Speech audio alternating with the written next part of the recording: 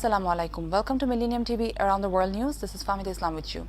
Before moving on, let's look at today's top stories. Obama quest for fast-track bill on HOSSAIN house. French finance minister says no one can afford failure on Greece.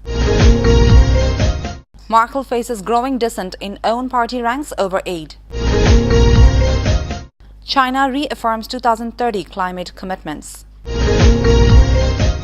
Child hit in face by saluting soldier as she meets Queen. Those were the headlines, now the details. A raging battle over President Barack Obama's request for fast-track authority central to improving U.S. ties with Asia resumes in the House of Representatives next week, when lawmakers are expected to try to reverse Friday's defeat of linchpin trade legislation. House Democrats disregarded Obama's personal pleas and teamed up with Republicans for different reasons to overwhelmingly defeat a program that helps American workers who lose their jobs as a result of trade deals.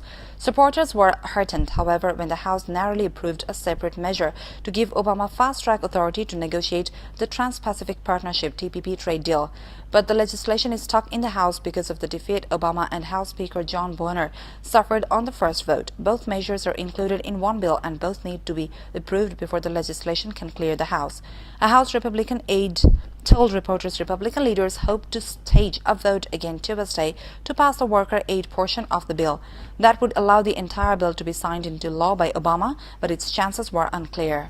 Neither Greece nor its Eurozone partners can afford for the cash for reform talks to fail, French Finance Minister Michael Sepin said on Thursday.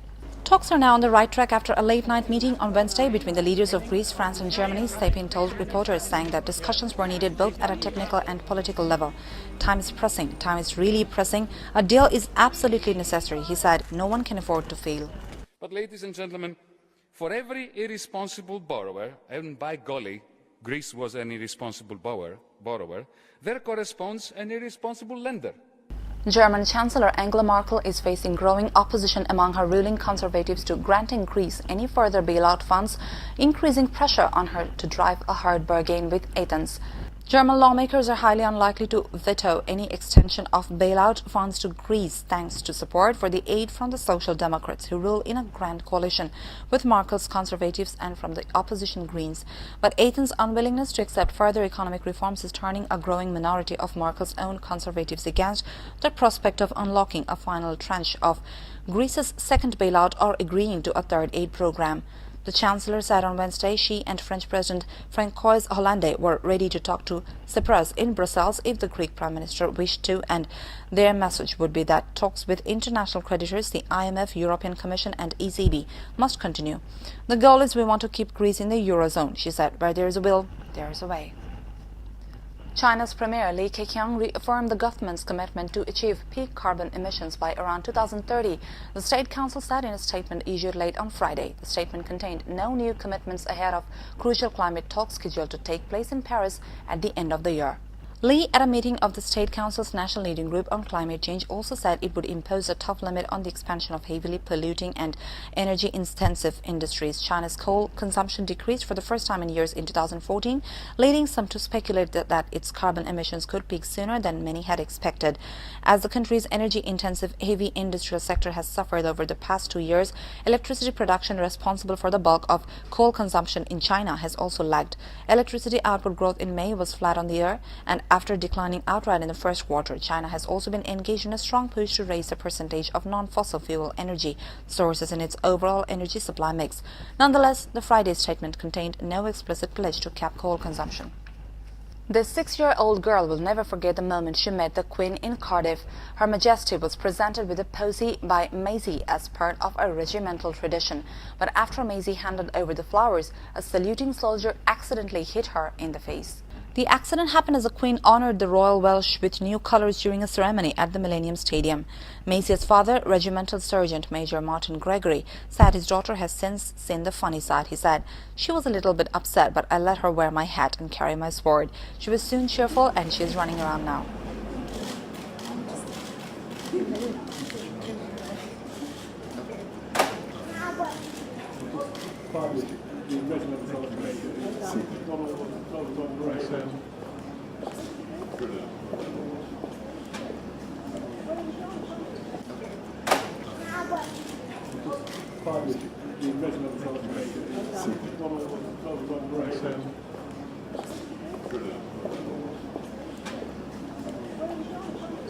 At least 20 people have been electrocuted after a live wire fell on a bus carrying a wedding party in northern India. The incident took place in the Tonk district of Rajasthan province. The injured have been taken to the local government hospital. It is not yet known what caused the electric wire to fall. Police and other local officials are at the site of the accident. A special flight of the national carrier Biman Bangladesh Airlines touched down at Heathrow Airport at 8:47 p.m. On Friday, hundreds of people, including Bangladesh Ambassador Mohammad Abdul Hannan and Awami League's UK unit chief Sultan Sharif, greeted the Prime Minister at the airport. Her press secretary A.K.M. Shamim Chaudhry told the reception was scheduled for June 14. The Prime Minister would set off for Bangladesh on June 17 and arrive the next day.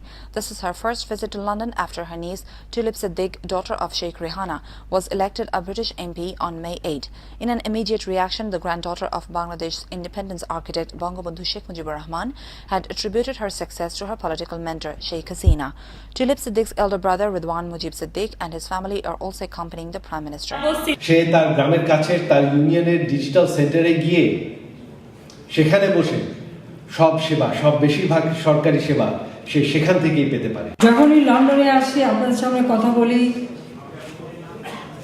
সত্যি কথা বলতে কি মনে হয় খুব আপন জনদের কাছে এসেছি। ৭৫ যদি বঙ্গবন্ধুকে হত্যা করা না হতো তাহলে হয়তো বহু আগেই ভারতের পার্লামেন্টেও এটা পাশ হতো এবং ছিটমহলবাসীর দুঃখ দুর্দশা দূর হতো। রাজীব গান্ধীর মৃত্যুর পরে তার ফিউনারালে গিয়েছিলাম। ইয়াসির আরাফাত হাত মেলানোর জন্য হাত বাড়িয়েছিল, উনি হাত গুটিয়ে নিয়েছিলেন, সকলের চোখে পড়েছিল। আর এখন দেখলাম মোদির এক হাত না 2 হাত দিয়ে তার হাত ধরে বসে। Britain's economic growth rate last year and in early 2015 looks to have been stronger than previously estimated after the country's statistics office revised the way it measured the construction sector. The pace of growth in gross domestic product in 2014 could rise to 2.9% from a previous reading of 2.8% due to the changes in the construction data, National Statistics said. In the first 3 months of 2015, quarterly GDP growth rate would be 0.4%, up from a previous estimate of 0.3%, assuming no further changes to data covering other areas of the economy, such as the far bigger services sector. A new reading of GDP is due on June 30. Construction makes up 6.4% of Britain's economy. An industry survey published last week showed confidence among construction firms hit a 9-year high in May after Prime Minister David Cameron's Conservative Party won the elections with an unexpected parliamentary majority. The country's economy slowed sharply in the first 3 months of this year. The Bank of England has cited a weaker outlook for house building as a reason for its lower overall growth forecast for Britain's economy.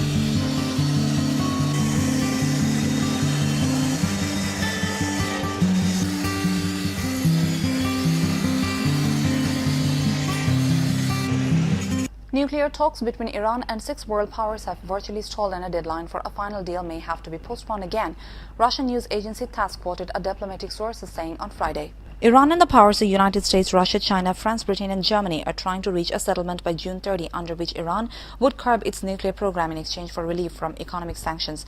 The United States has said it stands by the end June deadline for the deal, meant to assuage Western fears that Iran is working to develop a nuclear bomb. But other officials have indicated the date might be missed as negotiations about technical details drag on. Iran denies any ambition to develop nuclear weapons and says its program is for generating electricity and other peaceful purposes. The latest round of discussions in Vienna on Friday had made no significant progress, the source from one of the missions said, according to TASS. The process has virtually stalled. There is risk that deadline will have to be postponed again. TASS said, the source added, among the unresolved issues are the pace of easing Western sanctions imposed over the Iranian program and the monitoring and verification measures to ensure Iran could not pursue a clandestine nuclear weapons program. Viewers, will take a short break. Do stay with us. Pope says to visit Africa in November. Bangladesh remembers Rana Plaza disaster. Bangladesh Shakib Al-Hassan completes grand all-round double. Welcome back to Millennium TV Around the World News again. Pope Francis on Friday said he planned to visit the Central African Republic and Uganda in November and hoped to go to Kenya during his first trip to Africa since becoming Pope.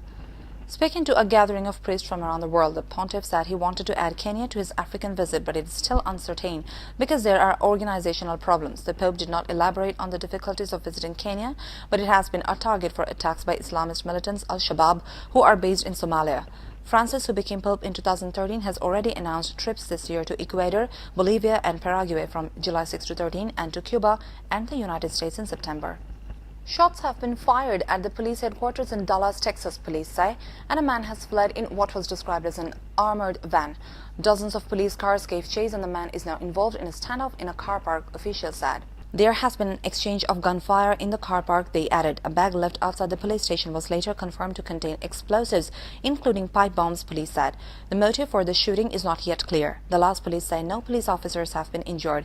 The Dallas Police Chief David Brown quoted witnesses as saying that as many as 4 suspects were involved in the initial shooting incident. He said officers were negotiating with the occupant of the van. Hackers with suspected links to China appear to have accessed sensitive data on U.S. intelligence and military personnel, American officials say. Details of a major hack emerged last week, but officials have now given details of a potential second breach. It is feared that the attack could leave U.S. security personnel or their families open to blackmail.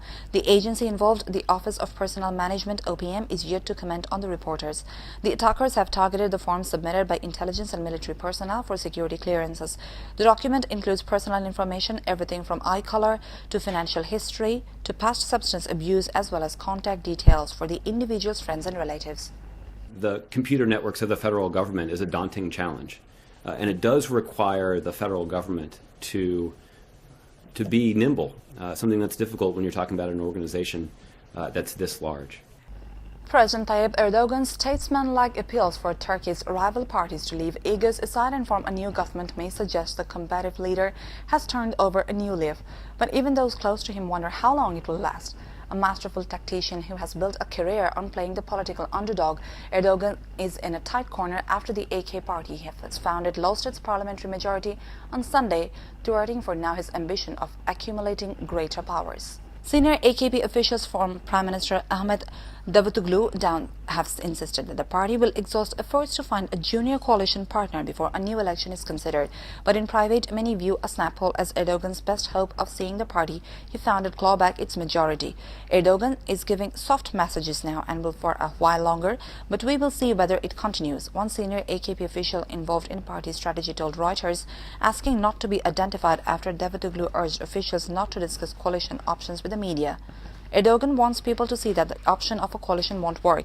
Efforts to form a stable government will truly be pursued, but I don't think they can be realized. I believe an early election is first in the last of scenarios right now. President Barack Obama apparently held out hope that complimentary White House beer would help a House vote on a major trade bill go down as smoothly as an ice-cold one. Not known to particularly enjoy hobnobbing with anyone, let alone members of Congress, Obama nonetheless made a last-minute call Thursday night and headed to Nationals Park to spend some time schmoozing with lawmakers who suited up for the annual congressional baseball game between Democrats and Republicans. Obama arrived early in the game with his party leading 2-1.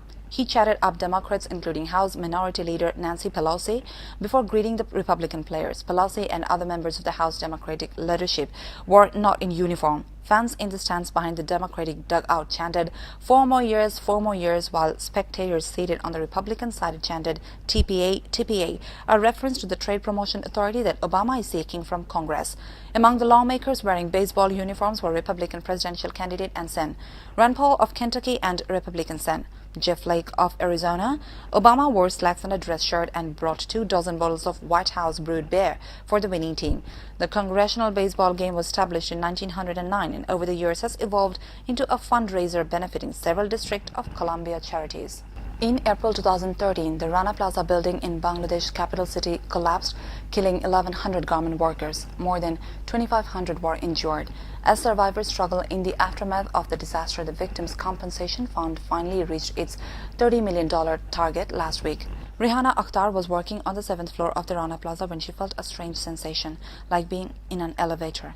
A huge roaring sound erupted. Darkness fell over the garment factory where the 24-year-old worked. People started to run and scream. Rihanna fell, her leg twisted beneath a concrete column. Nearly 12 hours later, she was rescued from the rubble. Rihanna's leg was crushed, and 6 days later, it was amputated above the knee. The collapse of the 8-story Rana Plaza was the world's worst garment factory disaster. A pledge from an anonymous donor announced last week completed the $30 million Rana Plaza Donor Trust. The voluntary fund includes donations from international clothing companies, the Bangladeshi government, and others. It was established by the International Labour Organization ILO last year to compensate survivors and families of the deceased. The Compensation Committee gave an update in April on the second anniversary of the collapse. At that point, more than $27 million had been raised and 70% Today, of compensation with paid to support some from the International 2,800 Labour people. Organization, or ILO, teams of structural engineers and safety experts inspect factories around the country. Dr. Mehdi Ansari of the Bangladesh University of Engineering and Technology. If we find and also the safety issues gaining momentum in Bangladesh. Now, the government, with ILO's help, is offering support to survivors and their families to obtain counseling. Approaches such as role-playing and theater are used to overcome the trauma they experienced.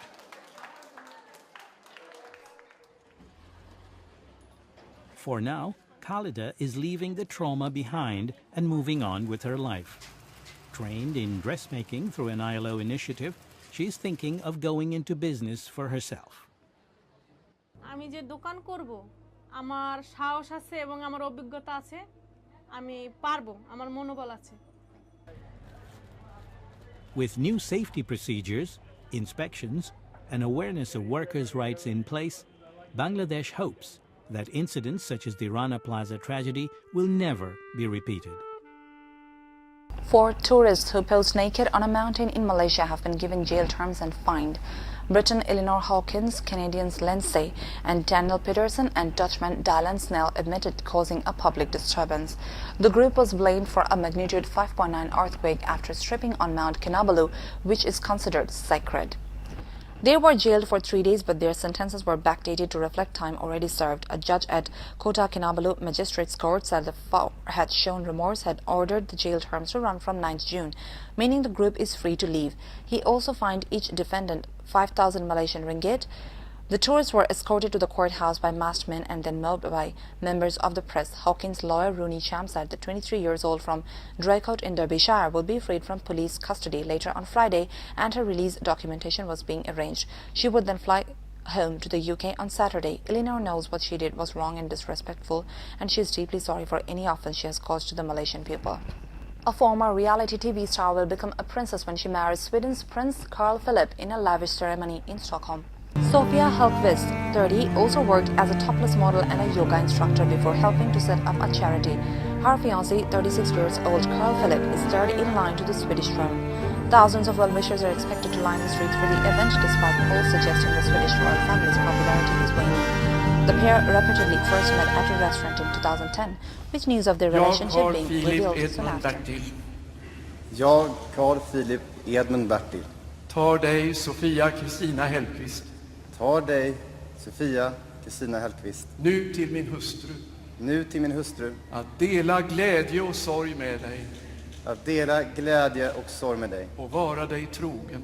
Var dig trogen. Tills döden skiljer oss åt. Tills döden skiljer oss åt.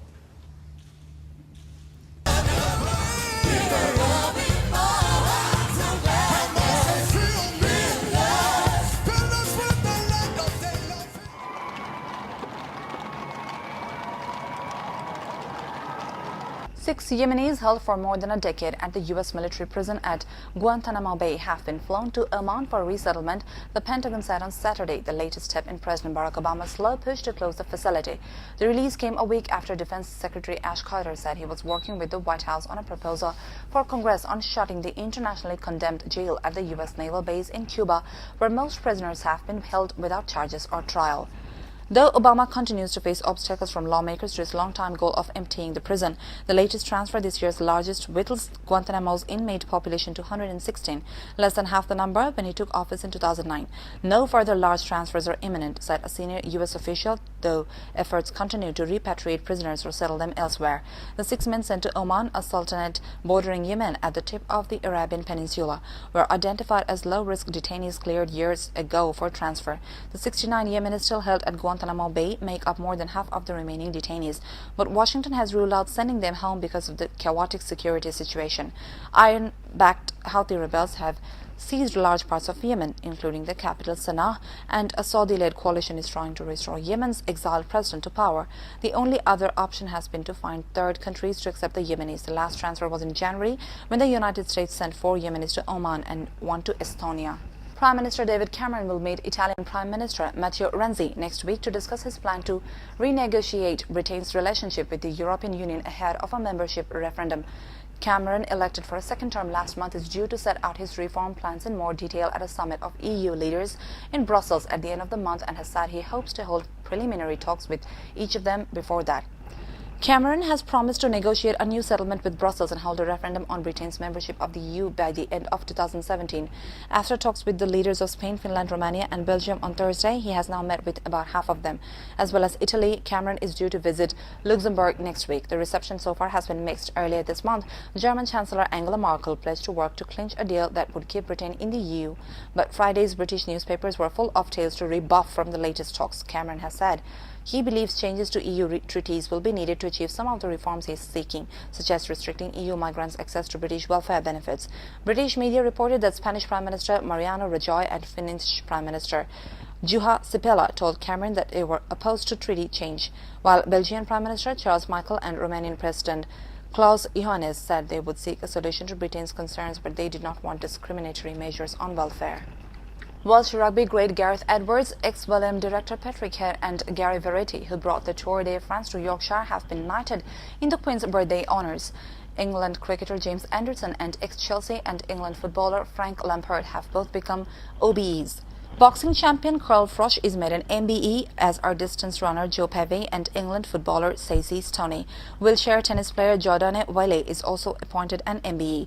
Where she is part of England's World Cup squad, Stoney said it's huge for women's football. Women in sports don't really get much recognition. So to get recognition in your area of sport, to get recognized for your services to the game is really important, because it's not just about me. It's about the players who played 25 to 30 years ago who put me in this position to be able to go to a World Cup.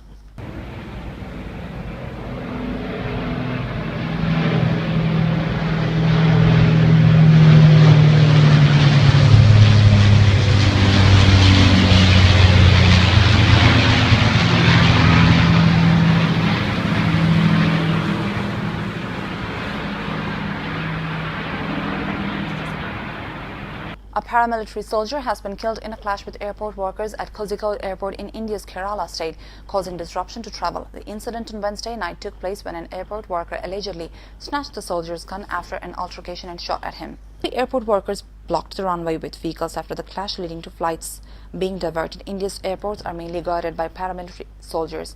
At least 2 airport workers were injured in the clash. Kerala's Home Minister Ramesh Chennintala told that the trouble began when an airport worker tried to enter the airport without showing his security pass to the soldier. Kozhikode is one of the busiest international airports in India. Following the incident, security personnel clashed with airport workers, and the worker who challenged the soldier was also injured. A number of flights coming into Kozhikode were diverted after airport workers blocked the runway with fire service vehicles. The police cleared the runway and the airport became operational ongoing. A dozen people were injured after 2 subway trains collided in a tunnel in Rome on Friday morning, the Italian Red Cross said. The collision happened near the EUR Palasport station in the south of the city. 2 people were trapped after the incident and had to be rescued by firefighters, local newspapers reported. Others were taken to hospital to be treated for minor injuries. Guido Improta, Rome's head of city transport, told Italy's state-run broadcaster RAI that he believed the collision was down to human error. A photo by the Italian news agency ANCA showed an injured person being carried out on a stretcher.